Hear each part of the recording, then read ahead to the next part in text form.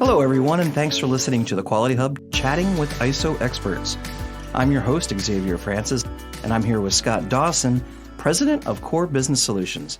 I'm so glad you can be here with us today, Scott. X, it is great to be here. Awesome. Today's podcast is part 1 of 2 in our series entitled ISO Certification in Your Bottom Line. In this episode, we'll talk about the cost of ISO certification, potential savings, customer satisfaction and retention, and more. But first, we'd love to learn a little bit more about our guest, Scott Dawson, and his experience and journey to becoming President of Core Business Solutions. Scott, can you tell us a little bit about yourself and your journey? Yeah, sure. Glad to, X. One fun fact people may not know is I started my career as a Baptist minister. Baptist minister. Baptist Wow. minister. Wow. So I don't know if my job's changed that much since then. It's still hearts and souls and minds. There you go. In leadership, but but you're not just selling something. Exactly right. Yeah, exactly. I'll yeah, get that. and in the meetings get long when I start preaching. So Yes, there's that. yes, right? yes. I can attest to a few of those, but it's always engaging. I'm sure. Yeah, but I did start with a different career in mind, and this led to that. And I found myself working in a manufacturing environment, eventually working in quality assurance as the quality assurance manager.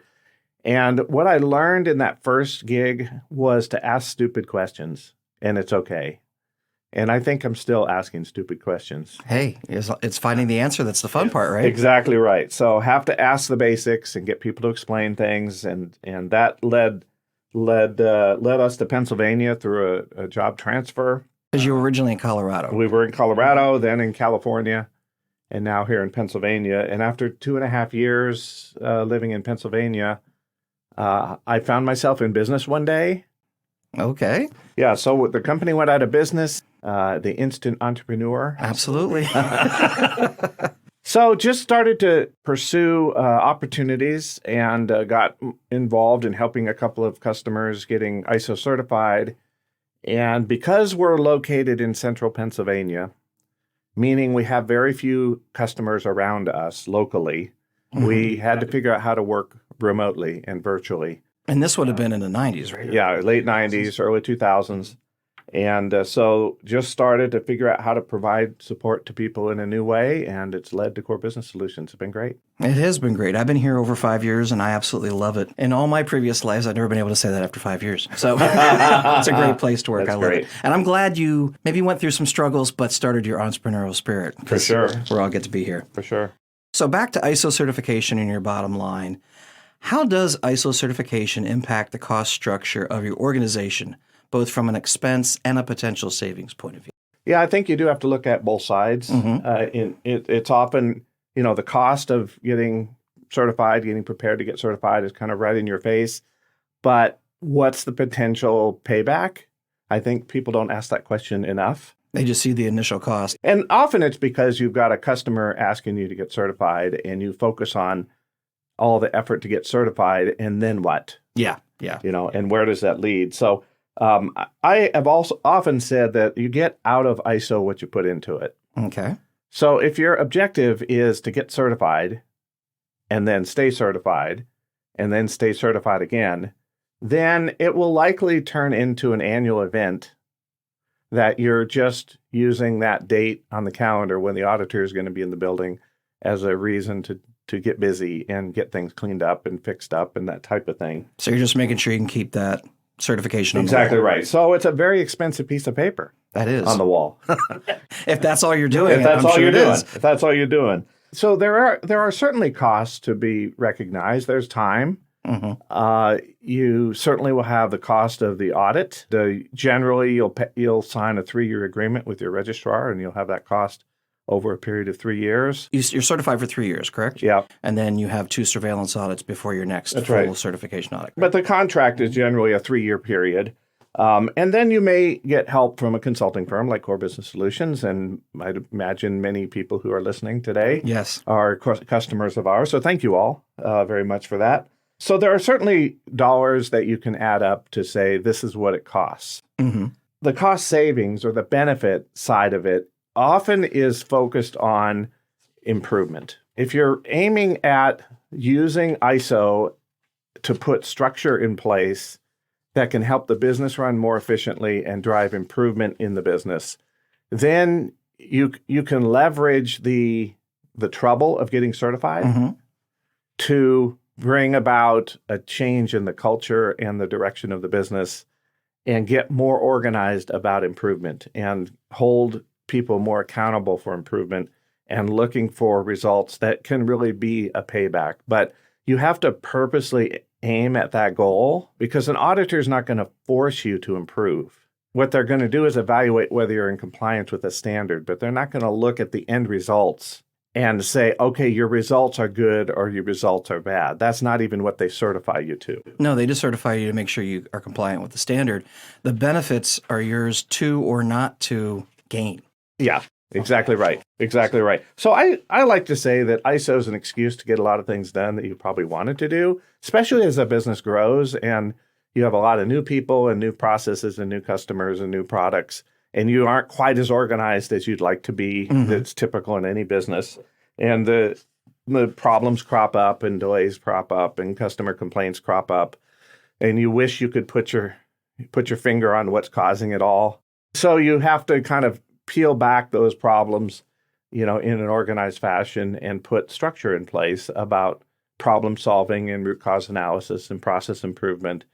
And even internal auditing can be a way to get at what might be costing you money in terms of your performance. I don't know that any of this reduces the out-of-pocket cost to get certified, because I'm not sure you can't reduce the cost of the audit, for example, Well, it's the stuff that happens when you're doing it properly. Yeah. You're looking at reduced cost if you're manufacturing, when it's stuff on the floor that you're reducing waste. If you're retaining employees, you don't have to do a training and bringing somebody else in and all finding somebody else if you're able to retain them because you're engaging them more and they want to stay.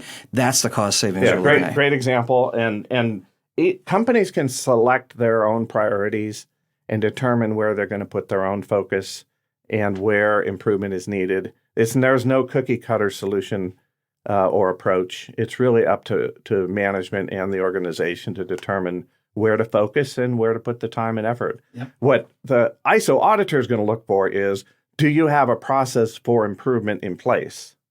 And where do you improve and what do you focus on? That's up to you. They aren't going to tell you. So much of this is based on what you see as a business that you want to change. Yeah. So how does ISO certification impact the quality of your products and services? We touched on it a little bit there. And what's the effect on customer satisfaction and retention? So quality improvement, if you think about what it is you sell to customers. So if you're in the service business, you're selling services. If you're in a product business, you're selling products. Some companies sell both. But that delivery to the customer either meets their needs or doesn't meet their needs. So that's really the definition of quality. And you can utilize the quality of your product or service as the litmus test or the measurement of progress and improvement. And you can assign a number of projects. You can derive a lot of process improvement. You can put good KPIs in place derived around the quality of your product, the quality of your service. And that's certainly an area that can be improved. In many organizations, that's where the aim is, to improve the quality of product and service, which leads then to customer satisfaction. Because if the customer is getting what they need, and I think that the inherent quality of the unit is not what we mean by quality. It's all of those things. It's the entire customer experience with your organization. So it could be the quality of the quotes that get sent back when a quote request is sent in, or the timeliness of a response when they have an inquiry, or certainly the shipment of product on time to meet certain delivery needs. So any interaction you may have with a customer, whether it's getting them information, whether it's getting them a product on time, whether it's the product itself, anytime you have an interaction with that customer is a potential place to have customer satisfaction. Yeah, and it's gonna generate either a greater pleasure or a greater displeasure with your organization. I mean, it stacks up on itself. So over time, a customer gets more and more satisfied. Like, my gosh, I can't believe these guys are as good as they are. Or, my gosh, I can't believe these guys are as bad as they are. Is there somebody else? Is there anybody else? Yeah. So customer satisfaction is sort of an outcome of great quality service and products. It also, customer satisfaction can be a metric, and customer satisfaction can be improved, and you can measure it, and you can drill into problems through corrective action, things like that. Well, since it's multifaceted, asking customers, how's your experience? It might be things that you are or are not aware of. Yeah. Asking the customer is radical X, I'm just saying. Yeah. I mean, who would have thought of that? Exactly right. But it's oftentimes people don't want to ask because they're afraid of the answer. Mm-hmm. They're afraid of getting the truth, handed back to them.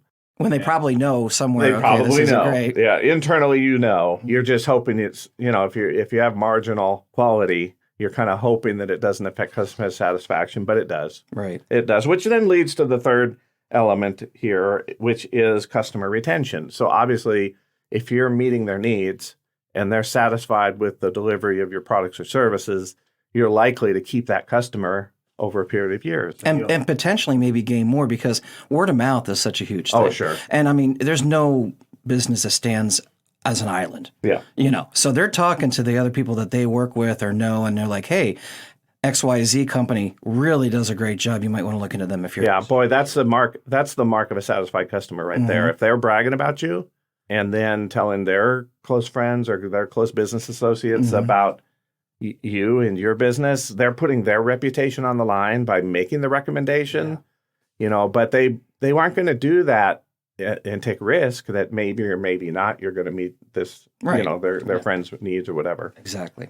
So yeah, I think there's a cascading effect. The quality of your product leads to customer satisfaction, which leads to customer retention, which, by the way, that's why we're all in business. Exactly. If there's no customers, we're not in business. Exactly right. So you had said this before earlier in the podcast that many businesses have to become certified, maybe to keep a contract and so forth. But how does ISO certification impact the credibility and reputation of your organization in the market beyond just maybe keeping that contract? Yeah. Great question. Well, ISO, the standards are global standards. Mm-hmm. These are agreed upon minimum requirements for a business to operate efficiently and effectively with a quality management system. So ISO is recognized worldwide, and an ISO 9001 certification has a reputation in and of itself. It's a little bit like a good housekeeping seal of approval for those of us who are old enough to remember what. I remember that, or maybe what's the thing on electronics? UL. Yeah, the UL stamp or something. It's like, like that. I see that. It must be something. Yeah, exactly. Or the BBB, Better Business Bureau, Business Bureau label at the bottom of a website.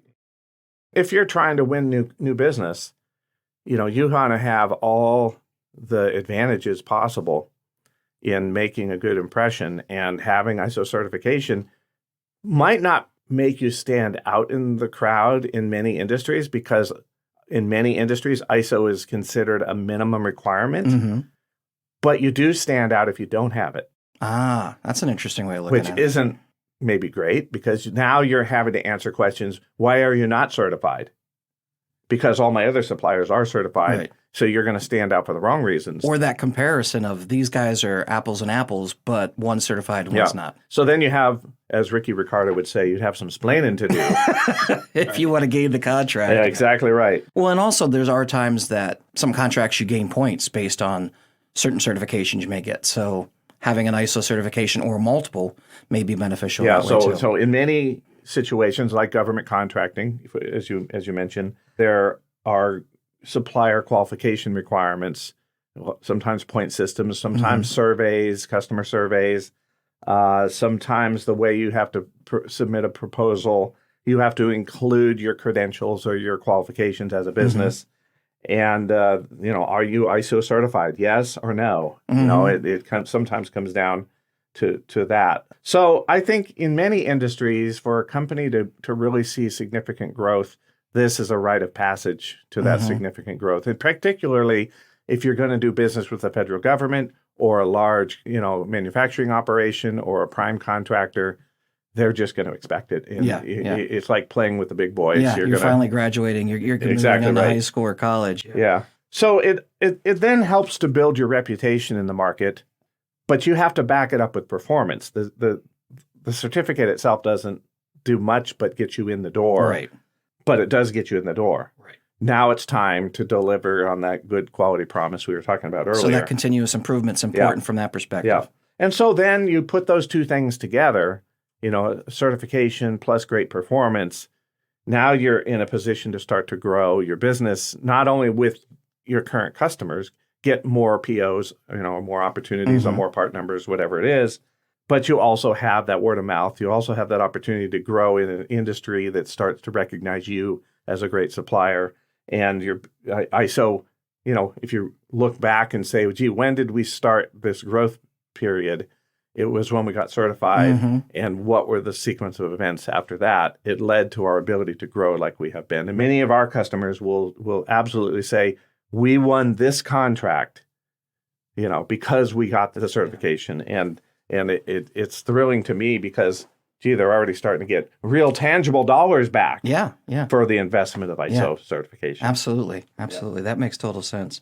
Well, I really want to thank you for your time today, Scott. This has just been wonderful. It's great to hear your take on how ISO can benefit your bottom line. Yeah, Xavier, it's been my pleasure. Thank you.